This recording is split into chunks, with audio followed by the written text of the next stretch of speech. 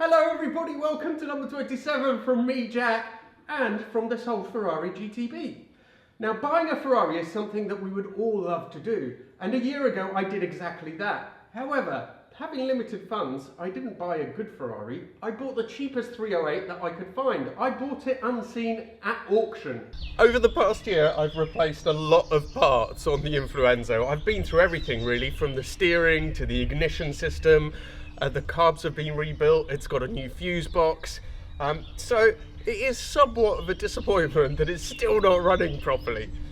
If you want to see how this rather tired looking old 308 can actually help save the InfluEnzo, then stick around.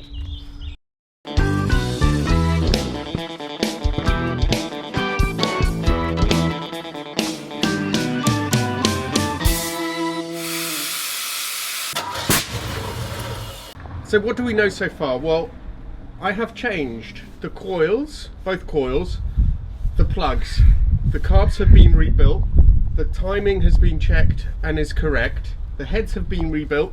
I'm sure there's not a problem there. I checked the compression, it was perfect all round. The rotor cap has been changed and the rotor, so this is since I've had the car. The plug leads were changed about a couple of years ago, so they're pretty new. Doesn't mean they're all right, but they're pretty new. What else do we know? It is misfiring. There is spark on all spark plugs, so when I take them out and check them individually, there is spark. So, there's fuel getting to all the carbs. I just opened one of the carbs as well last night, had a look in the float bolt, there's fuel in there. So fuel, spark, seems to be there. So what could it be? Well, the next thing I'm going to do is, I've taken the coils out again. These have these amplifier modules underneath. It could be one of the amplifier modules on one of the banks of coils. So I am swapping them round to see if the problem goes from one bank to the other. Let's see.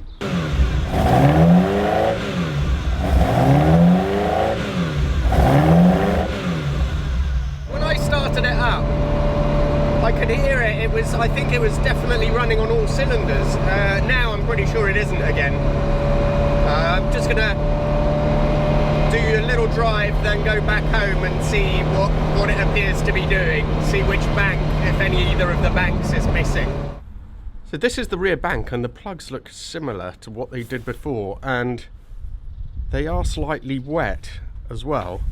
Next, I'm going to disconnect each bank separately and see how the engine behaves. So you can hear it's definitely not running as well as when I first started it up before I took it on the run.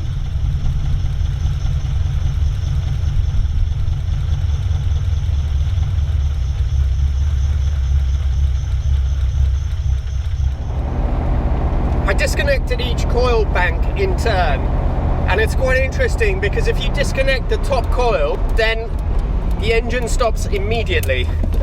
But if you disconnect the bottom coil, it carries on running for a little bit longer, and if I up the revs a little bit on idle, say to 1,000, it actually carries on running.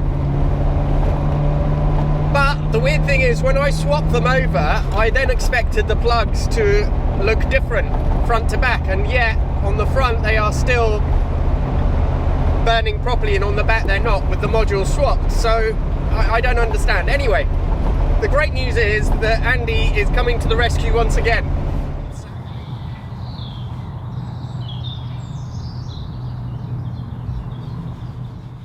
This tired old 308 may not look like much, but it's actually going to be an incredible help in trying to diagnose what's going on with the InfluEnzo.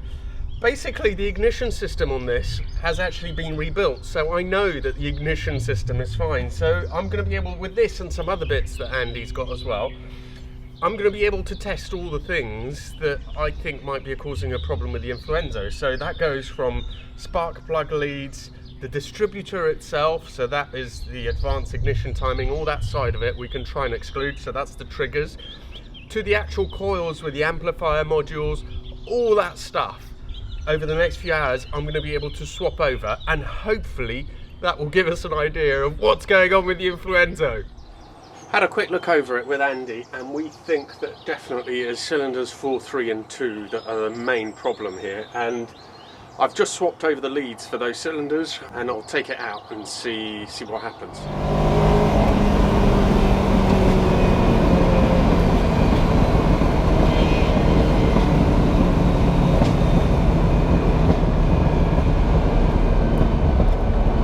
It is going better. Is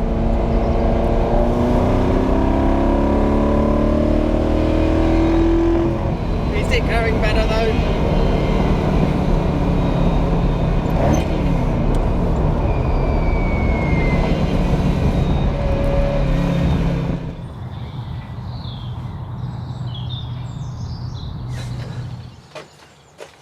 Andy's feeling is that it's a carb related issue, so I'm just going to take the top of this carb off and just check the float height and a few other bits on that. Float height is absolutely spot on, so that isn't the issue. I'm quickly going to get those main jets out, give them a clean and just make sure nothing's going on there. So at this stage we have excluded spark plug leads, the coils, the amplifiers, because I swapped round the banks. I think that the next thing is the distributor itself. Specifically, these are the things I want to rule out. These are the triggers for the transistorized ignition. They do go wrong. Luckily, Andy has a spare here. I hope it's a working one. It should be. But I'm going to take mine out, swap it with this, see if that makes any difference. Been here for a couple of hours now. I swapped out the distributor. I swapped out all the leads. And it's still not running right. It seems to run better with a bit more advance, but I think it's more advanced than it should have, so I think that's just masking the problem, whatever that is. The last thing I'm going to do is I'm going to change the coil packs over from the other car to this one. So coil pack, I mean the amplifier and the coil modules. So these, they look old, but they were in the other car and the other car was running fine, so they should be okay. Or in any case, they should give me different symptoms if they're not. And it is still running badly, so I don't know. I'm having a well-earned burger. It's been a long day. I actually got quite excited when I came out of McDonald's because it looked like the InfluEnzo might have been stolen, but because there's a big van in the way, but it was still here. So anyway, it's been a frustrating day in many ways because it's still running pretty much exactly the same as before. But the good thing is that I've pretty much excluded everything electrical, because I've changed both coils, including the amplifiers. I've changed the leads, I've changed the cap, I've changed the the distributor. Everything's been changed. That's how it's running at the moment. It's still doing the same thing. So what does that mean? Well, it has to mean it's a carb related issue, however weird it is for it to be that. I think it has to mean that. I'm not 100% sure, but let's see. I think the next thing is I'm going to have another look at the carbs and see if I can find anything. I have taken off the carb tops and I'm going to inspect very carefully everything on there, the jets, all the rest of it, and just see if I can find anything at all that might be out of place and would indicate that I found the problem.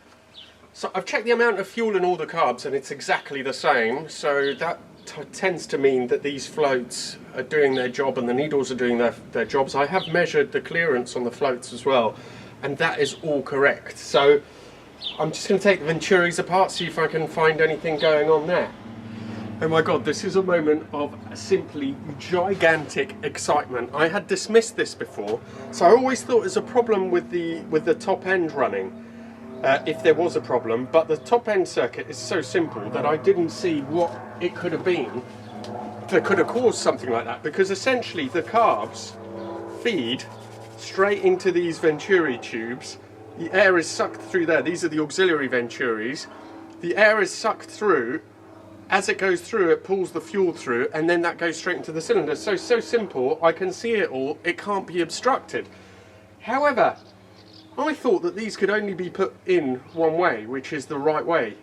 But as I have seen, I had put this in facing the carb side this way.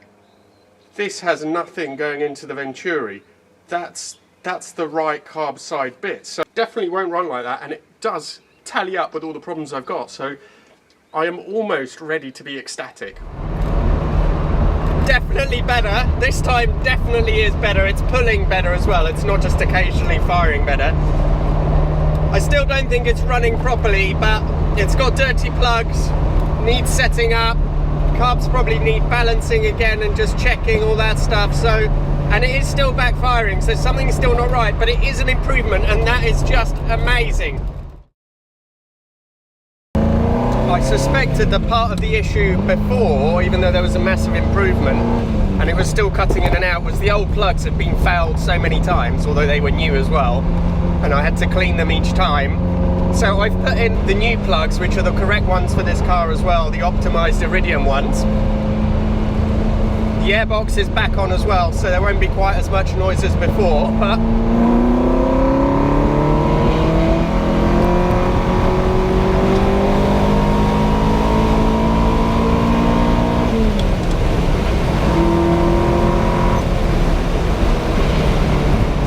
pretty much the first time that I have ever revved it to 7,000 revs.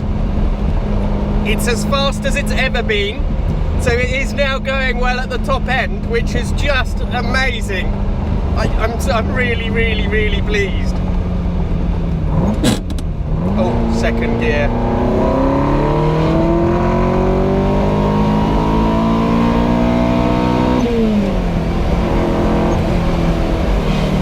So it still needs a bit of fine tuning, and there's something rattling away. I think it's one of the heat shields. I need to look at that. And also it still seems to be missing slightly in the lower revs. Sometimes one of the cylinders looks like it's cutting in and out from 1 to 3,000. But honestly, it's transformed. So much more pleasant to drive. And I don't know if you notice anything different, but as a celebration, well actually before I found the problem, but I decided to grow a moustache again to try and bring me luck, and it looks like it has. So I know it's only a whisper now, but I will grow it properly, so we'll get more Magnum PI. I'm going to Andy's to give back all the stuff that I've put on from the other car. Whilst there, I'm going to do some more fine tuning, so balancing the carbs and